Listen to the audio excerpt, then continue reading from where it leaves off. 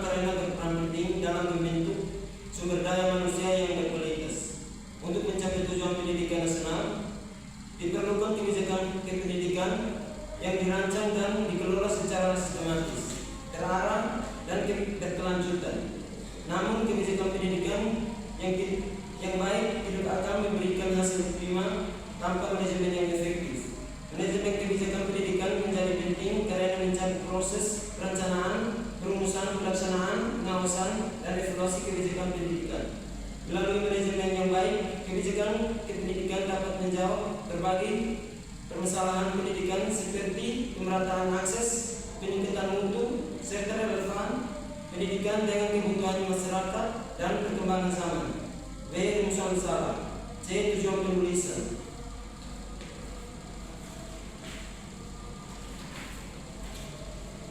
Bab 2 pembahasan. A. Pengertian manajemen kebijakan kependidikan.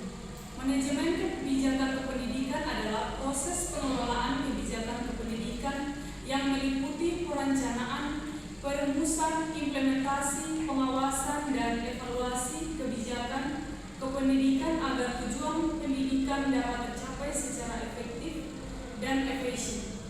Manajemen melibatkan berbagai pihak seperti pemerintah, lembaga pendidikan, pendidik, serta didik dan masyarakat. Di sini saya akan menjelaskan peran dan tanggung jawab masing-masing pihak dalam manajemen pendidikan. Manajemen pendidikan tidak dikerjakan oleh satu pihak, tapi melibatkan banyak pihak yang punya peran berbeda. Yang pertama, pemerintah. Pemerintah membuat kebijakan, aturan, kurikulum nasional, pendanaan, dan pengawasan. Yang kedua, lembaga pendidikan, sekolah atau kampus perguruan tinggi. Lembaga pendidikan mengelola kegiatan pendidikan seperti administrasi, program sekolah, sarana dan prasarana. Pendidik, guru atau dosen.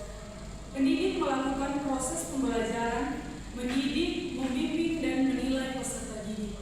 Yang terakhir, masyarakat, orang tua atau lingkungan masyarakat, memberi dukungan, pengawasan, kerjasama, dan menciptakan lingkungan yang mendukung pendidikan. B. Tujuan manajemen kebijakan kependidikan. Tujuan utama manajemen kebijakan kependidikan antara lain: 1. Mewujudkan tujuan pendidikan nasional. Berarti melakukan upaya nyata agar pendidikan dapat membentuk manusia yang beriman, berakhlak mulia, cerdas, terampil, mandiri, dan bertanggung jawab. Di sini saya akan menjelaskan contoh nyata sederhananya di lingkungan sekolah. 1. Guru mengajar dengan metode yang menarik agar siswa aktif dan kreatif. Kedua, menanamkan nilai disiplin, jujur, dan bertanggung jawab. C. Prinsip-prinsip manajemen kebijakan kependidikan.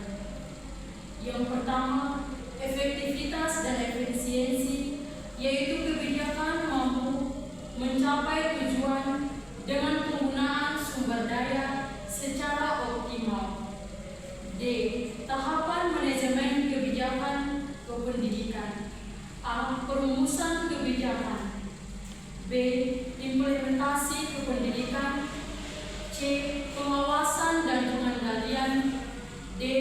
Evaluasi kebijakan. E. Tantangan manajemen kebijakan kependidikan. Yang pertama, kesenjangan mutu pendidikan antara daerah. Kedua, keterbatasan sumber daya manusia dan anggaran. Ketiga, kurangnya koordinasi antara lembaga. Ketiga, menurut kesimpulan manajemen kebijakan pendidikan. Manajemen kebijakan pendidikan merupakan proses teknik dalam pengelolaan pendidikan yang mencakup perumusan, implementasi, pengawasan, dan evaluasi kebijakan. Manajemen yang baik akan membantu tercapainya tujuan pendidikan nasional, sehingga meningkatkan mutu pendidikan serta menjamin kemerataan dan keadilan dalam dunia pendidikan. Baik, Sekian dari materi kami, saya persilakan kepada moderator. Terima kasih kepada pemateri atas penjelasannya dan terima kasih kepada teman-teman yang sudah berpartisipasi. Sekian